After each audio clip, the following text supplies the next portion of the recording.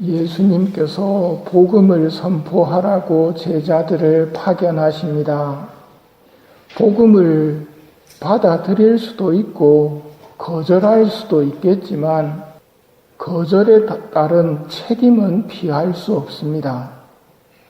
받아들이지 않는다면 소돔이 그 고울보다 견디기 쉬울 것이라고 말씀하십니다. 소돔이 멸망되기 전의 모습은 어디나 물이 넉넉하여 마치 주님의 동산과 같고 이집트 땅과 같았다고 합니다. 그래서 사람들이 많이 모여 살았지만 소돔 사람들은 악인들이었고 주님께 큰 죄인들이었다고 성경은 말해줍니다. 그들의 죄를 이렇게 설명합니다. 롯이 천사 2분을 집에 맞아들이자 소돔의 사내들이 젊은이부터 늙은이까지 온통 사방에서 몰려와 오늘 밤 당신 집에 온 사람들 어디 있소? 우리한테로 데리고 나오시오. 우리가 그 자들과 재미를 좀 봐야겠소. 동성애를 봅니다. 롯이 응하지 않자 그들이 달려들어 문을 부수려 합니다. 그러자 천사가 그들 눈을 멀게 만든 뒤 롯의 가족을 초하루로 보낸 뒤 하늘에서 소돔과 고모라의 유황과 불을 퍼부으셨다. 그리하여 그 성읍들과 온 들판과 그 성읍의 모든 주민들 그리고 땅 위에서 자란 모든 것들을 멸망시키셨다. 그런데 롯의 아내는 뒤를 돌아다 보다 소금 기둥이 되어버립니다. 아브라함이 아침 일찍 일어나 소돔과 고모라와 그 들판에 온 땅을 내려다보니 마치 가마에서 나는 연기처럼 그 땅에서 연기가 솟아오르고 있었다. 불의를 저질러도 하느님이 가만히 계신 것 같지만 그분의 정의는 준엄합니다. 죄를 지어도 천벌이 떨어지지 않는다고 죄 속에서 살다가는 큰일 납니다.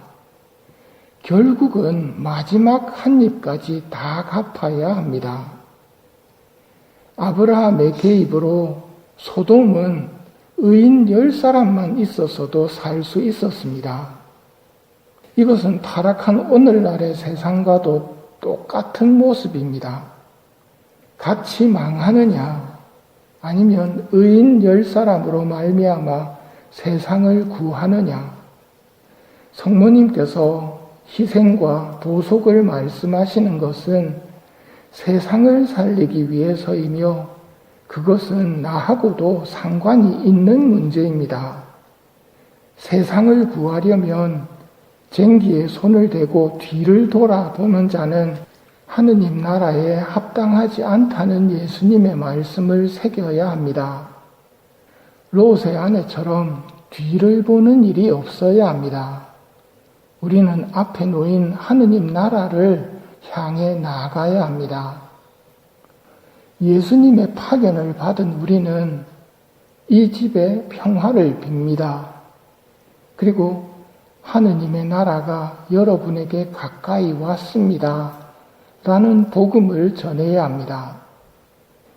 평화를 빈다고 할 때 평화란 주님께서 함께 계시기에 누릴 수 있는 평화이며 주님으로부터 오는 평화입니다.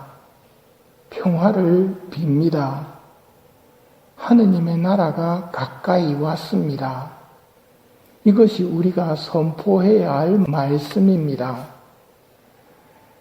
이것을 잊어버린 소돔은 현세의 쾌락을 추구하고 하느님 나라보다는 이 세상에서의 즐거움을 추구하려다가 멸망했음을 기억합시다. 평화를 빕니다. 하느님의 나라가 가까이 왔습니다. 오늘날 세상은 평화를 잃어버리고 하느님의 나라를 잃어버린 것처럼 보입니다. 그래서 우리는 계속 세상에 복음을 전해야 합니다.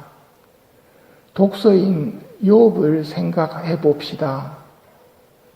솔직하게 하느님께 말하는 욥과 욥을 설득하려고 했던 친구들, 하느님께서는 욥과 친구들을 어떻게 보셨을까요? 욥기 마지막 장에 하느님께서 욥의 친구에게 말씀하십니다. 너와 너의 두 친구를 생각하면 터지는 분노를 참을 길 없구나. 너희는 내 이야기를 할 때 욥처럼 솔직하지 못하였다. 너희는 내 이야기를 할 때 나의 종 욥처럼 솔직하지 못하였다. 솔직하지 못하고 하느님이 이런 말을 하면 좋아하실 거야 하면서 좋은 말을 바치는 기도를 하느님은 좋아하시지 않습니다. 터지는 분노를 참을 길 없구나라고 말씀하십니다. 하느님은 진정한 마음으로 대화를 원하십니다. 욥기가 알려주는 중요한 사실입니다. 솔직하게 말씀드리는 것이 하느님 마음에 든다는 것. 솔직하지 못한 이야기를 할 때 하느님께서는 분노를 참을 수 없다고 하십니다. 솔직한 기도가 어떤 기도일까요? 이 잔을 저에게서 거두어 주소서. 그러나 제 뜻대로 마시고 아버지의 뜻대로 하소서. 이것이 가장 모범적인 솔직한 기도입니다. 이 잔을 저에게서 치워주십시오. 하지만 제 뜻대로 마시고 아버지 뜻대로 하십시오. 욥과 같은 신앙을 청하며 이 미사를 봉헌합시다.